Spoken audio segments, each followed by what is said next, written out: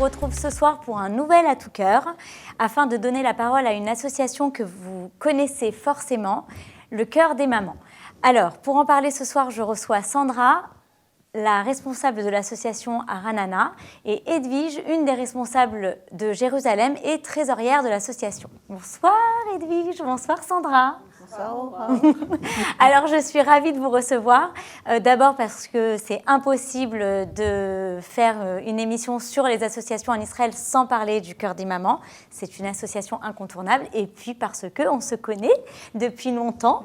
Donc, avant de parler de sujets concrets et de vos actions, vos besoins, tout, j'aimerais que vous nous rappeliez, pour ceux qui l'ignoreraient encore, comment est née l'association Le Cœur des mamans. Le Cœur des mamans est né suite à un appel qu'il y a eu sur Facebook pour aider en urgence une famille de Jérusalem, une famille nombreuse, où les enfants se sont retrouvés seuls du jour au lendemain. Ils ont été hébergés chez la voisine. Ils étaient dans une situation vraiment précaire, et la voisine aussi, une famille nombreuse.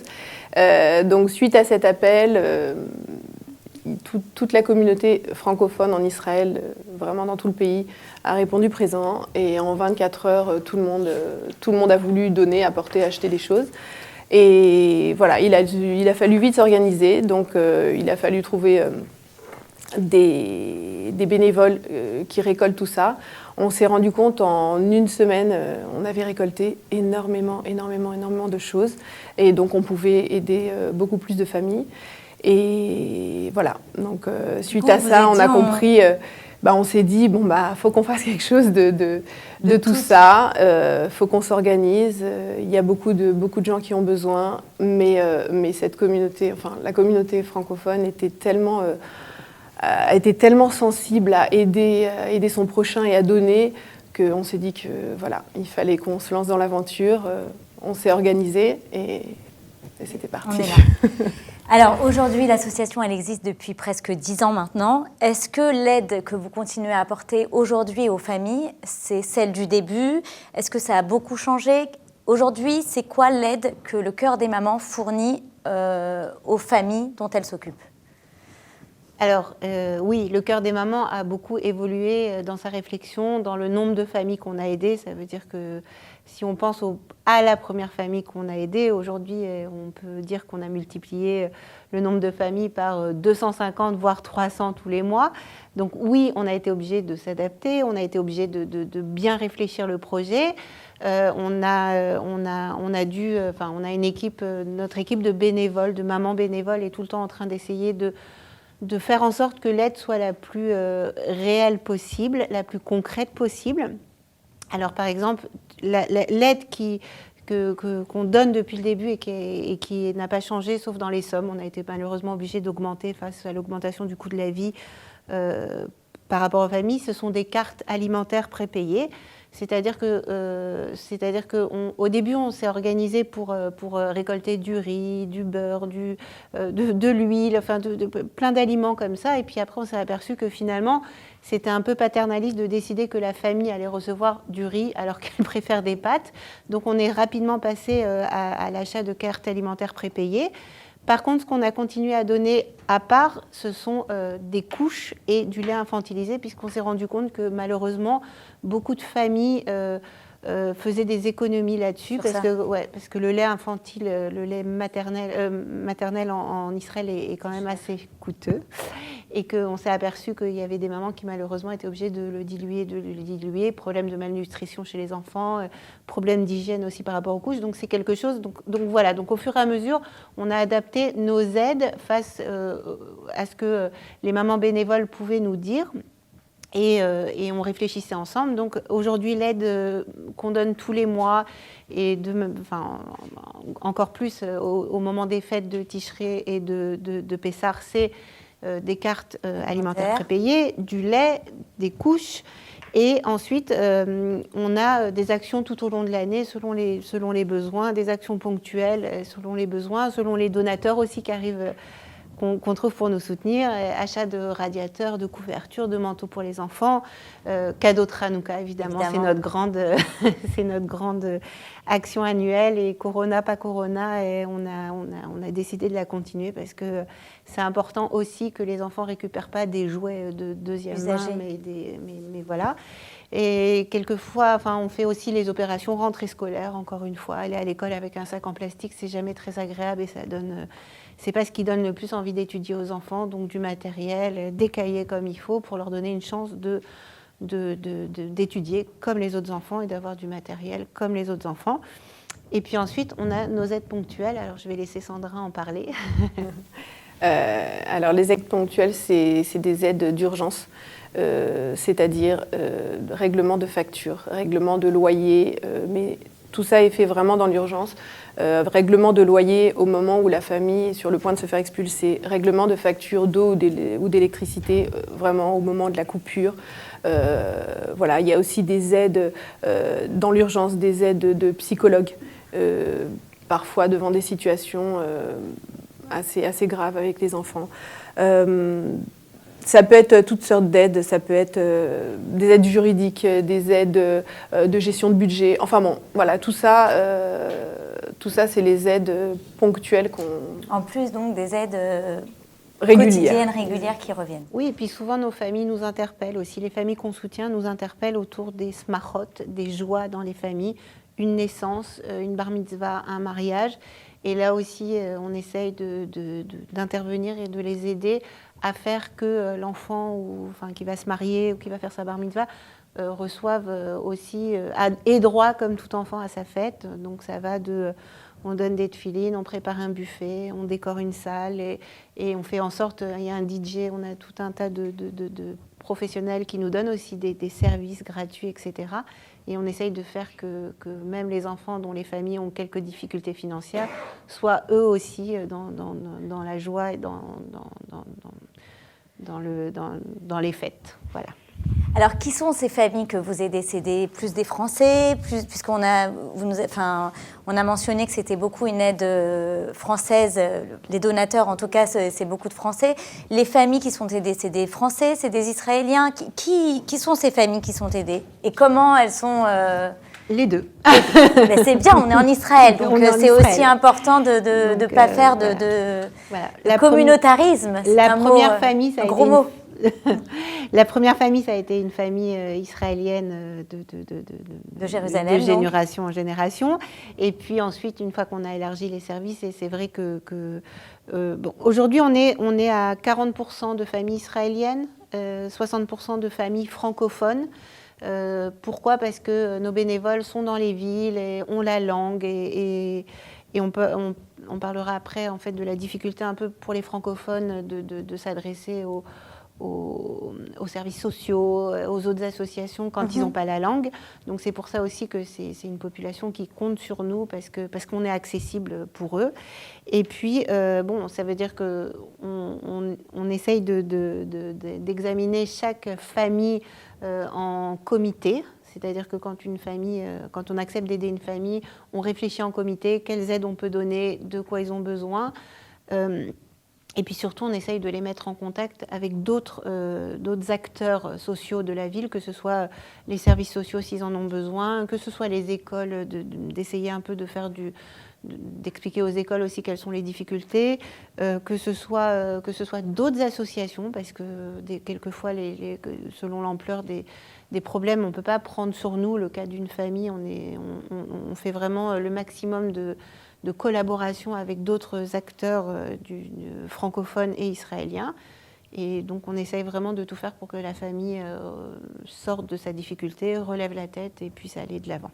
Donc, j'imagine que le corona et la situation sanitaire de ces 2 dernières années n'a pas arrangé les besoins et la situation des familles qui en avaient déjà besoin. Donc, quel a été l'impact du corona au quotidien pour l'association? Comment vous avez réussi à jongler avec tous les besoins, j'imagine, qui affluaient? Alors déjà, les besoins, ça a triplé, quadruplé. Là, on n'a pas un jour où on ne reçoit pas une demande.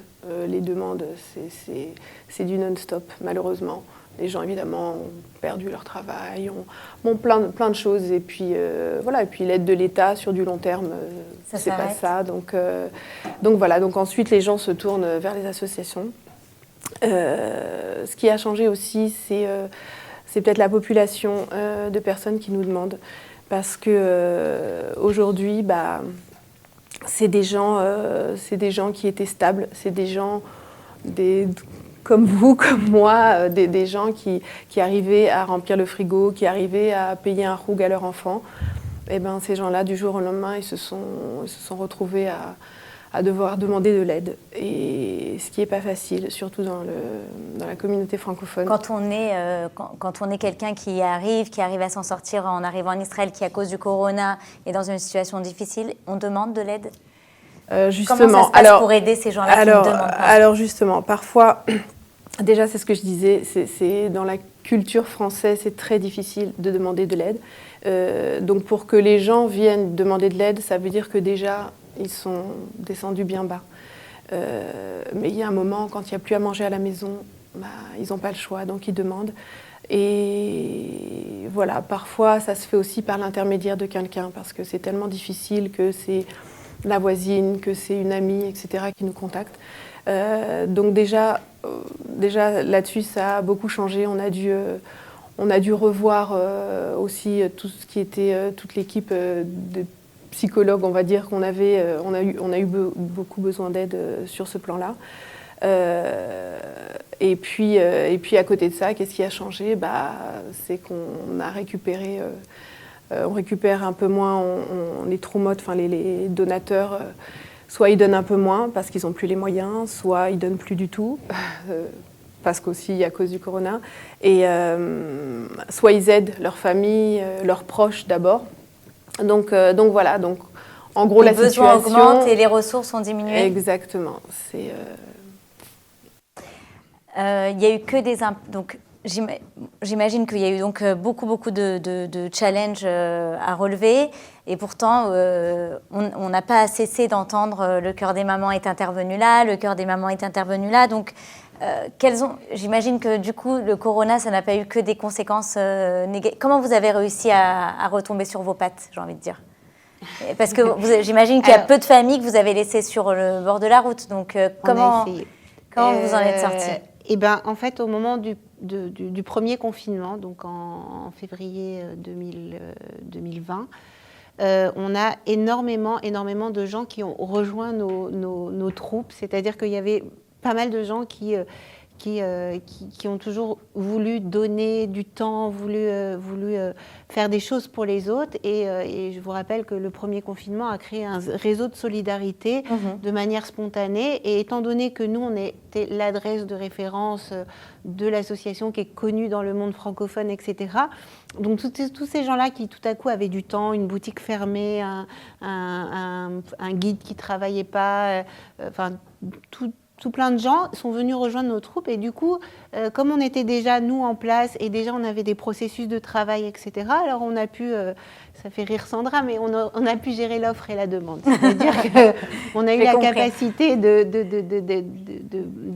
mettre en lien des gens qui avaient besoin avec des gens qui étaient prêts à donner, donc ça a été formidable. On a aussi eu des projets qui se sont créés, notamment le projet des restaurateurs et je peux citer un nom ? Oui, bien sûr. Donc, c'est aussi l'occasion de remercier Yaakov Abissera et son équipe de Nina Sushi, qui a eu l'idée en fait de livrer des familles en bidoude, confinées, qui n'avaient pas les moyens ou qui n'avaient pas la force de cuisiner aussi.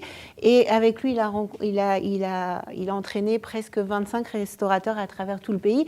Et ça aussi, ça veut dire c'était beau, mais il a fallu gérer parce qu'un restaurateur, il est bien d'accord pour donner un repas pour une famille de 6 personnes. Mais s'il n'y a pas l'adresse, si on n'a pas les coordonnées, s'il n'y a pas s'ils ne sont pas mis en relation, le repas il se retrouve dans le scooter du coursier et puis ça reste là-bas. Donc il y a un travail formidable de Orlan et son équipe qui a mis en place ça et je crois qu'il y a plus, on a calculé, il y a plus de près de 4000 repas qui ont été livrés comme ça, de manière complètement bénévole. Et donc voilà, les familles, alors tous les soirs, on a le plaisir d'avoir dans nos WhatsApp des cris de joie des enfants, des photos sympas, etc., qu'on ne diffuse pas parce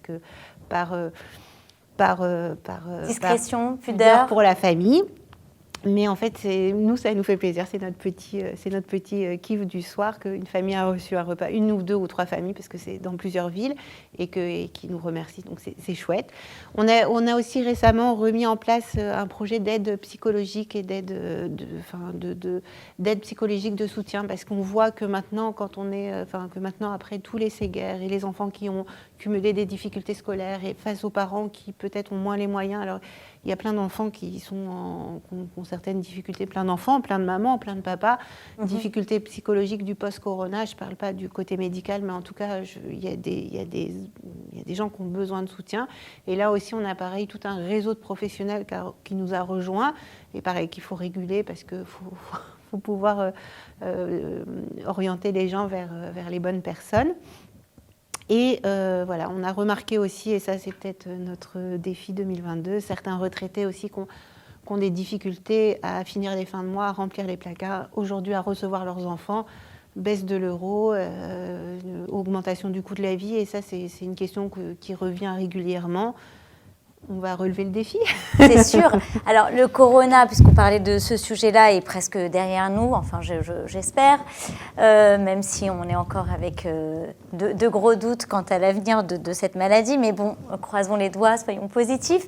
Quels sont aujourd'hui concrètement les besoins du Cœur des mamans, de l'association et des familles surtout dont vous vous occupez ? Alors, aujourd'hui, voilà, du soutien. Non, aujourd'hui, il faut savoir, on a vraiment la chance d'être entouré de beaucoup de professionnels qui nous offrent leur temps, leurs compétences.